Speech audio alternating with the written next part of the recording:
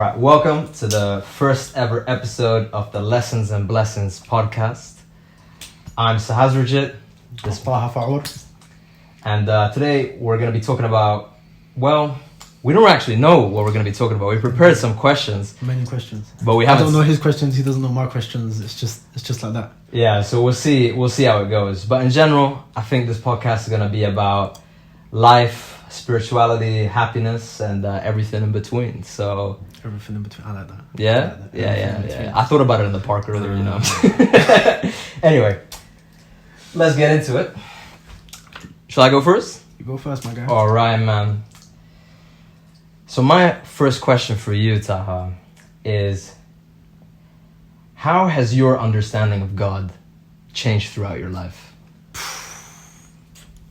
That's a heavy question. Yeah, we're starting big, coming out swinging, bro.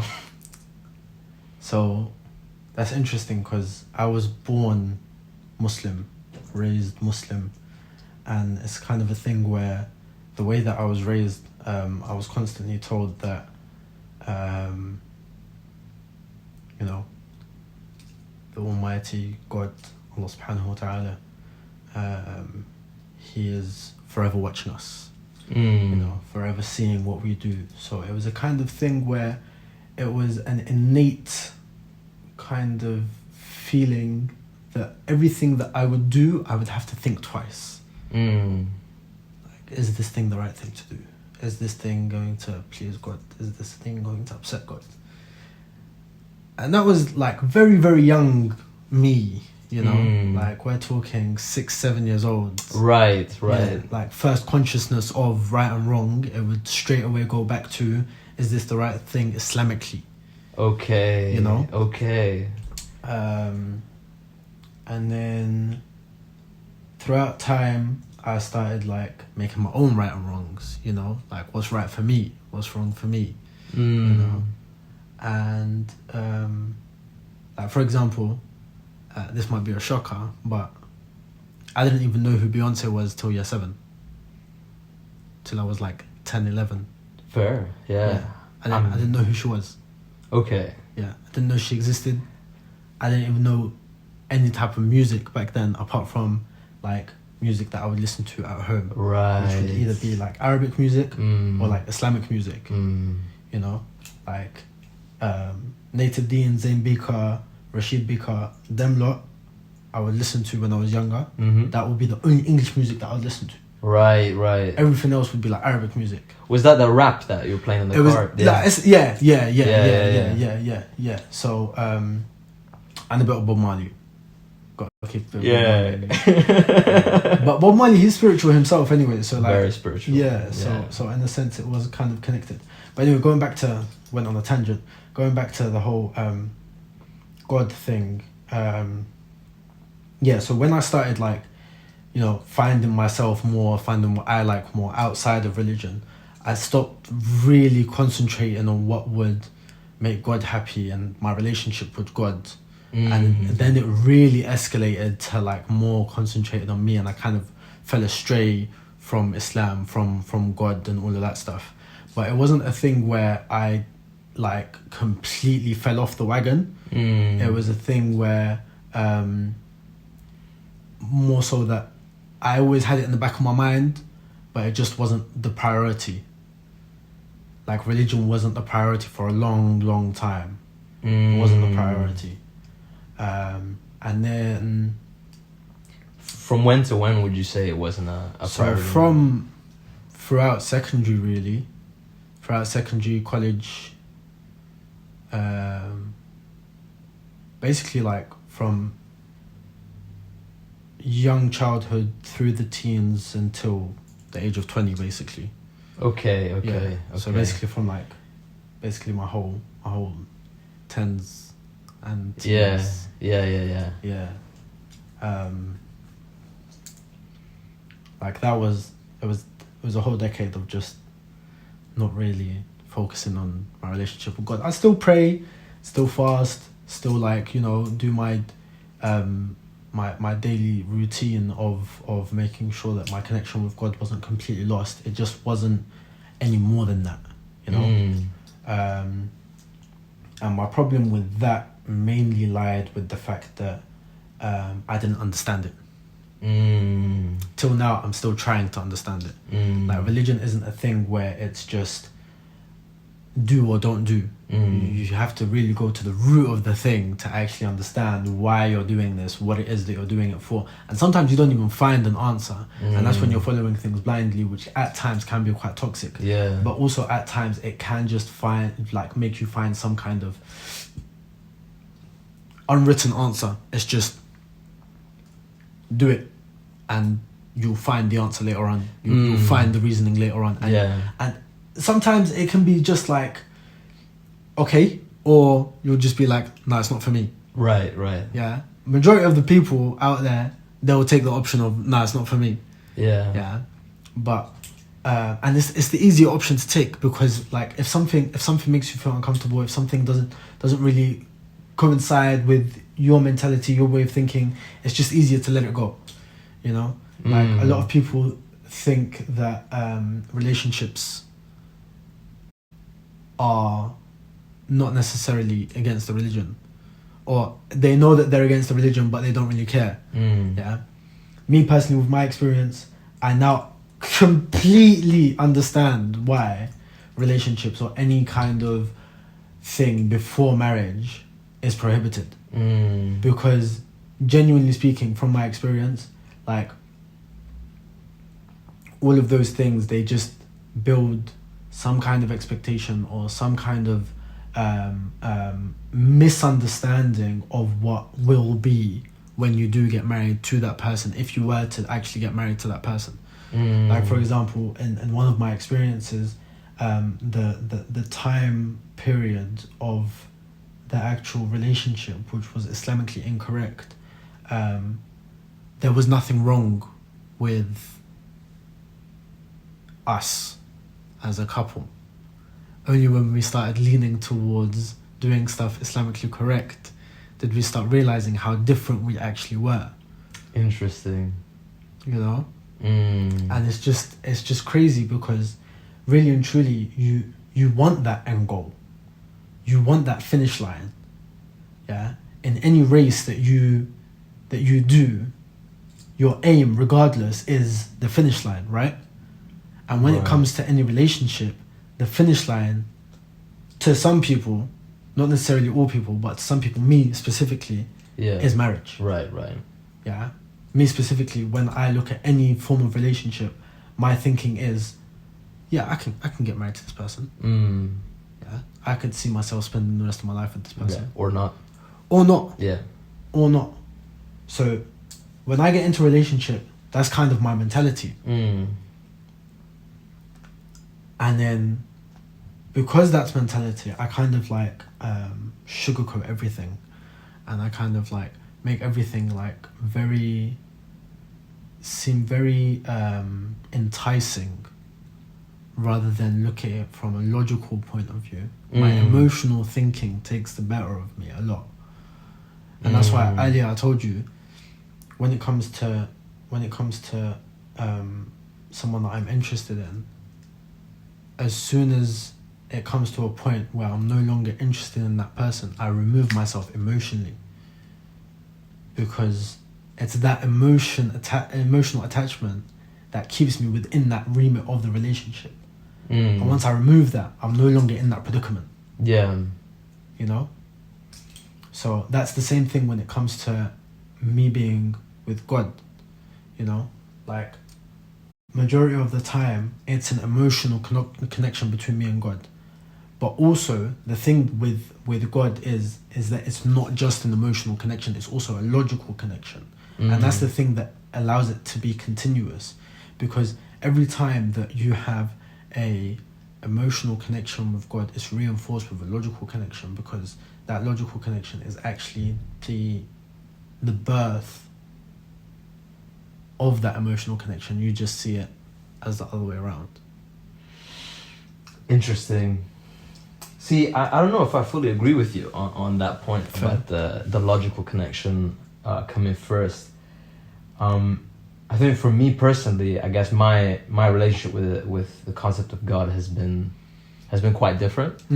I think growing up, like there was definitely religion in my household. My mom was quite religious, but for me it always seemed like kind of some like going through the motions in a sense, like ritualistic, and like kind of these things that I had to do that I just didn't understand.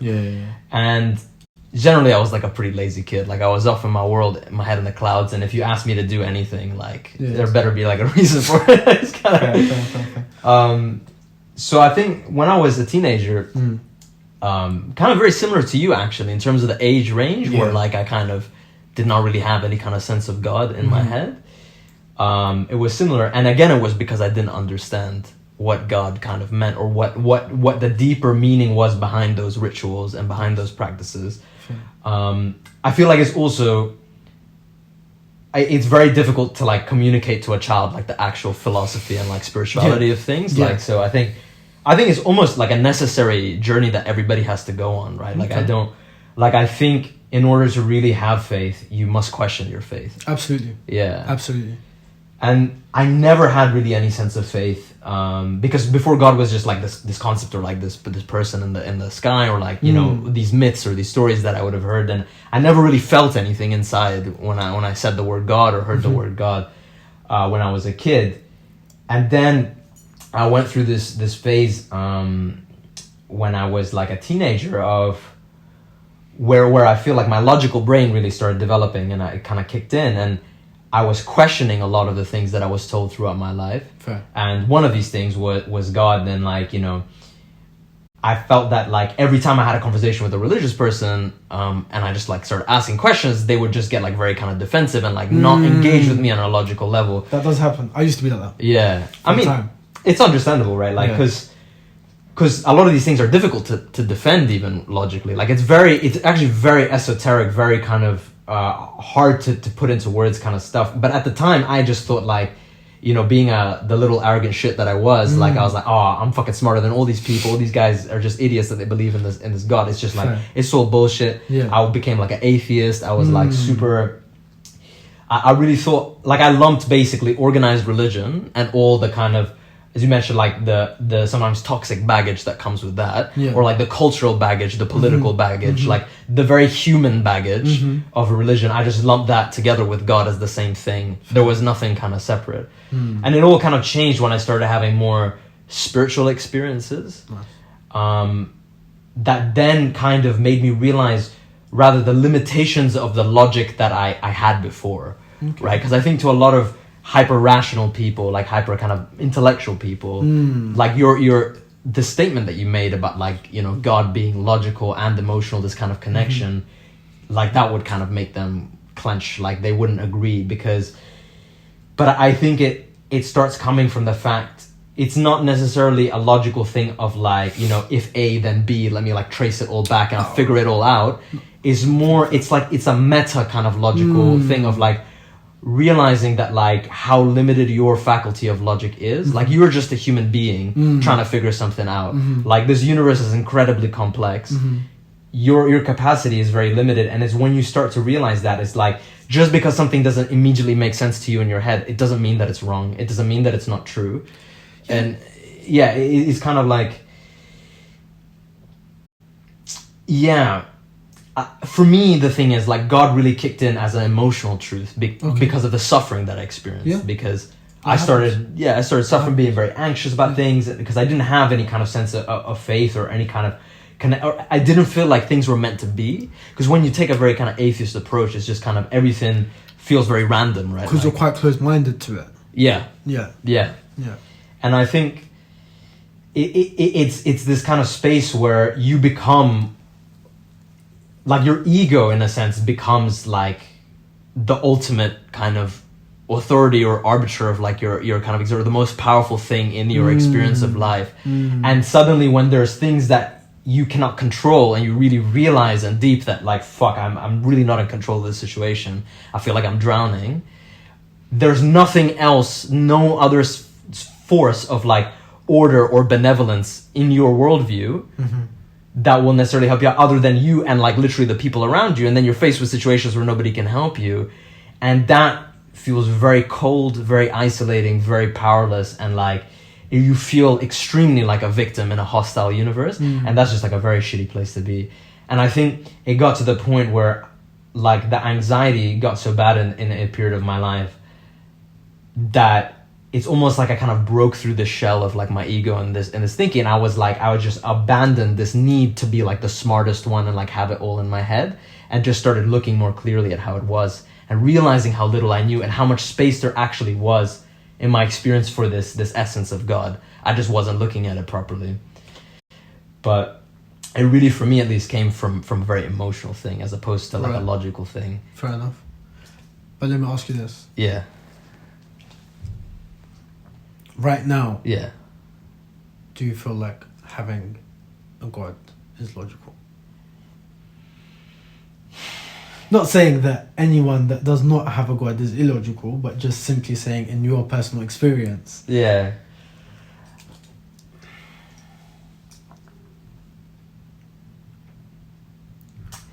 I think that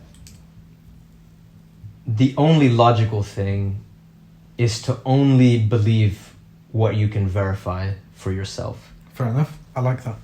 Because I was about to ask you another question. When it comes to God, Yeah. the only thing that can verify God's existence is his creations, right? Yes. Because God is not tangible. God is not, you cannot see God, you cannot feel God, you cannot hear God. Yeah. You know? It's almost Like, it's almost always there by like inference. Like even when he came down to all the prophets, he came down majority of the time through the angel of Gabriel, right? Right. That's biblical times and like Islamic times, and even with Judaism, he came down in the form of the commandments, but he didn't actually physically appear. I mean, some people believe that Jesus came as a form of God, but that's a different conversation. Yeah, I really, my perspective, like, I don't think there's anything particularly more godly about Jesus than any of the rest of us. You know? I mean, he did come back from the dead, and some people also believe that till now his soul is not dead and he will come back again. Right, yeah. So I'm not so sure. I mean, it's different beliefs. Yeah. It's different beliefs. Yeah. So Islamically speaking, we have this very specific thing that we say is you have your belief and we have ours. So I will respectfully appreciate your belief and vice versa. You know, it's a two-way street kind of thing. You know, you have yours, I have mine. That's it. It's simple. Yeah. That's it. But when it comes to, for example, we as people, we are creations of God. Yeah. Yeah. That's you can't argue that. Yeah. Sure. But when it comes to the things that we as humans engineer ourselves, for example, we have done amazing levels of like advanced technology when it comes to robotics. Yeah. Yeah. But till now, we can never accomplish what a human can. With robotics. Right, yeah. Even when it comes to cameras. You can't see with a camera what you can see with an eye. Yes. I think...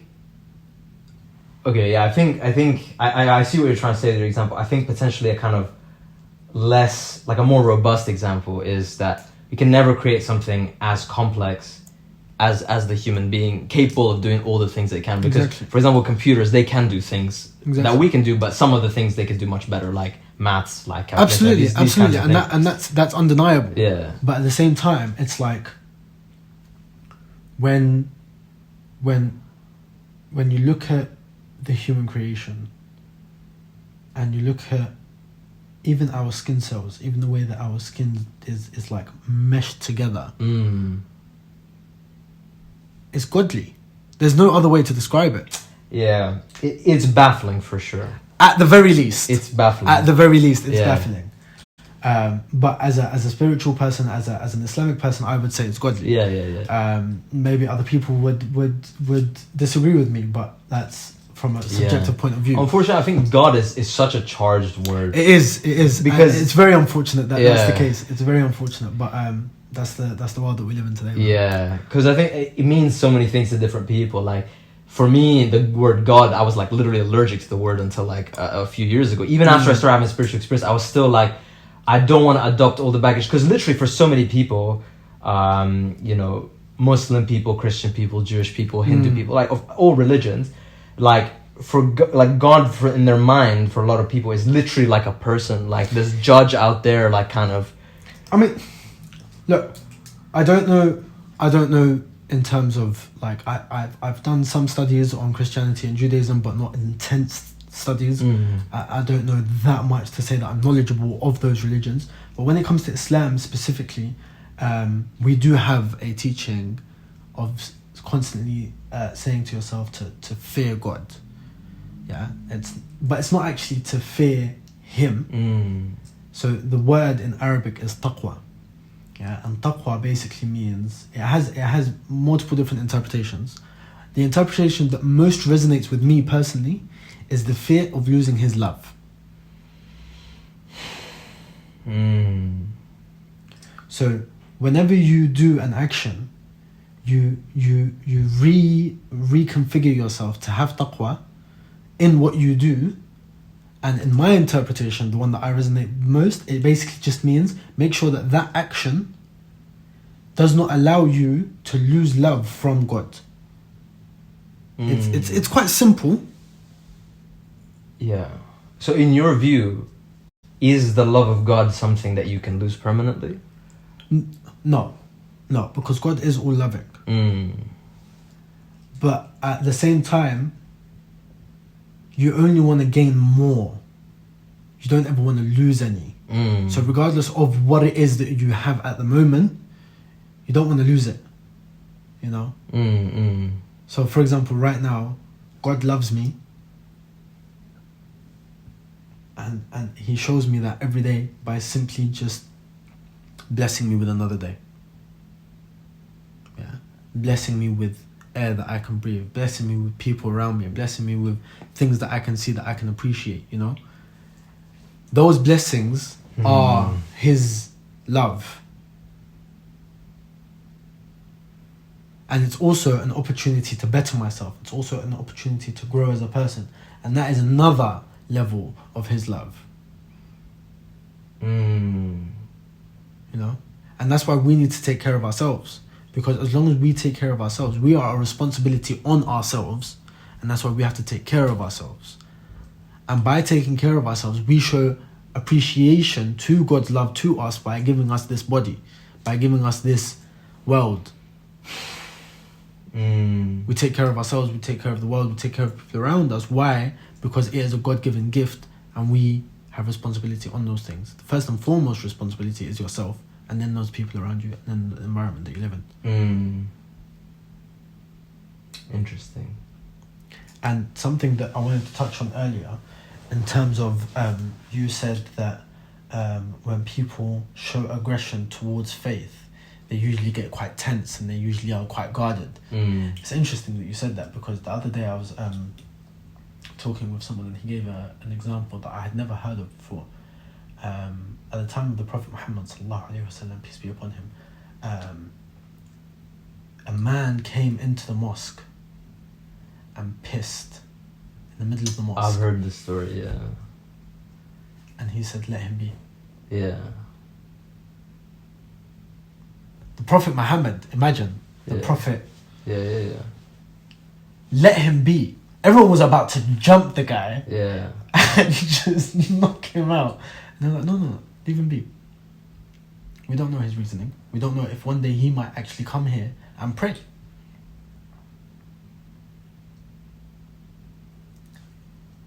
Aggression towards religion is simply a modern day thing. Back in the day, when religion first came, even when any form of actual spirituality teaching, going back to the root of it, yeah, there was no aggression shown. There was no manipulation of the mind. It was simply just,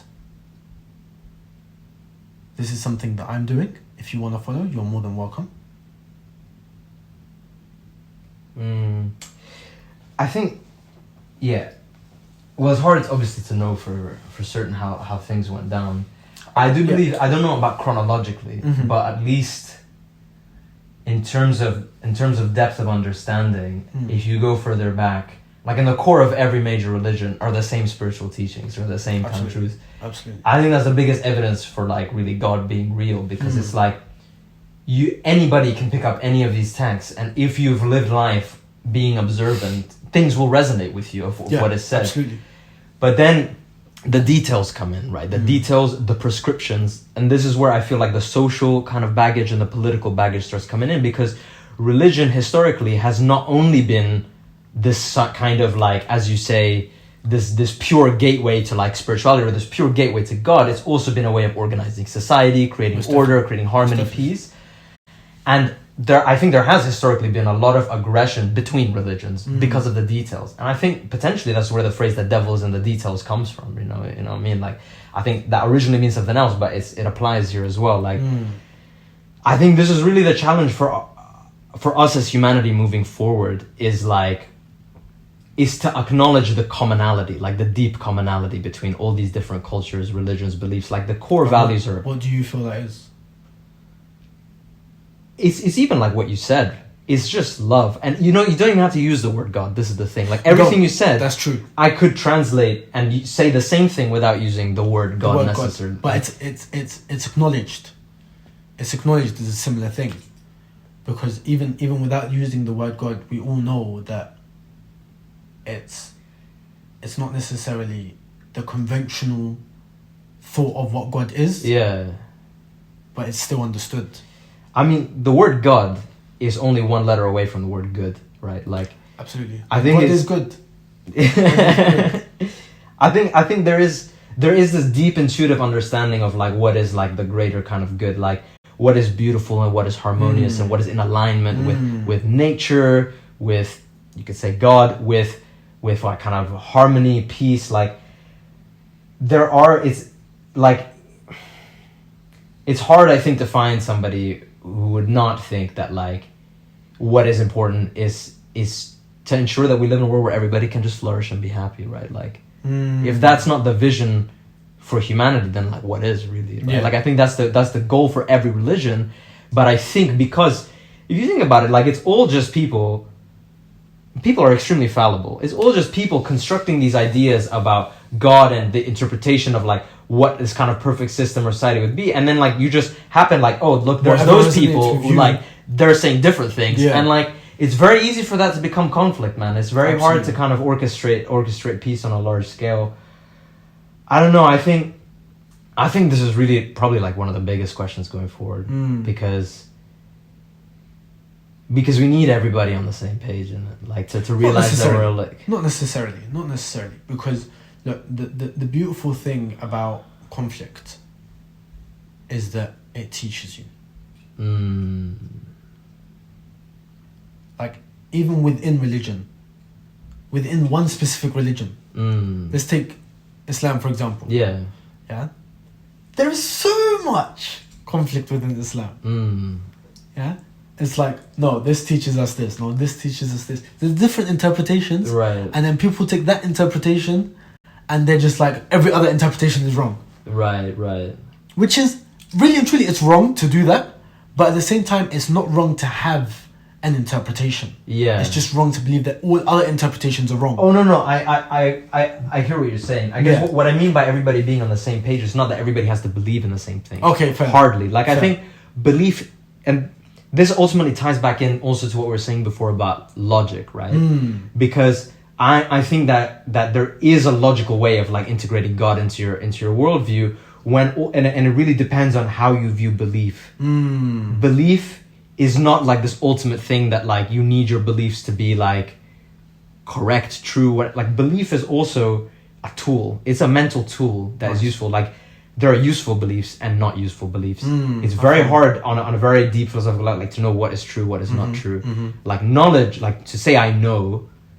Like I think the ultimate wisdom is really to say I don't know. Yeah, to say I know is bigotry, bro. It's bigotry. It's often it's just lying, isn't it? Yeah. So I was actually having a conversation with my mum today. Yeah, She was like to me, because I asked my dad a question, and the question was, have you achieved what you want to achieve in life? And my mum just interrupted the whole conversation. She was just like, what kind of question is that? If anyone says that they have achieved what they want to achieve in life, they have achieved nothing.